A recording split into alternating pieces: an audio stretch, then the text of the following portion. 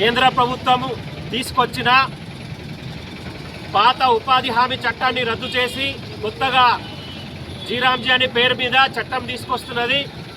ఈ చట్టం వల్ల ప్రజలకు ఉపాధి కరువైతుంది కాబట్టి అఖిల భారత రైతు కూలీ సంఘం మేము దీన్ని తీవ్రంగా ఖండిస్తున్నాం. పాత ఉపాధి హామీ చట్టం ప్రకారం పని అడిగితే పని అందరికీ ఇచ్చే అధికారం ప్రభుత్వానికి ఉండేది, అడిగే హక్కు అనేది ప్రజలకు ఉండేది.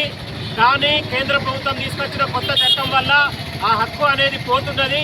అలాగే ఈ నిధులకు సంబంధించి కూడా రాష్ట్ర ప్రభుత్వాలు కూడా 40% నిధులు భరించాలని చెప్పి కేంద్ర ప్రభుత్వం ఆ చట్టంలో రూపొందించడం వల్ల రాష్ట్ర ప్రభుత్వ నిధులు అనేటివి రాకుండా రేపు కేంద్రం ఇచ్చే నిధులతోని పథకం నడవలేక రేపు ఈ ఉపాధి హామీ పని అనేది బంద్ అయ్యే పరిస్థితి వస్తుంది. కాబట్టి అలాగే మొత్తము దేశవ్యాప్తంగా కూడా అనేక మంది పేదలు ఉపాధి హామీ పని పైన ఆధారపడి జీవిస్తున్నారు. కాబట్టి ఉపాధి హామీ చట్టంలో ఉన్న వాటిని అలాగే ఉంచి ఇంకా పకడ్బందీగా అమలు చేయాలని చెప్పేసి అఖిల భారత రైతు కూలీ సంఘం తరఫున మేము డిమాండ్ చేస్తున్నాం.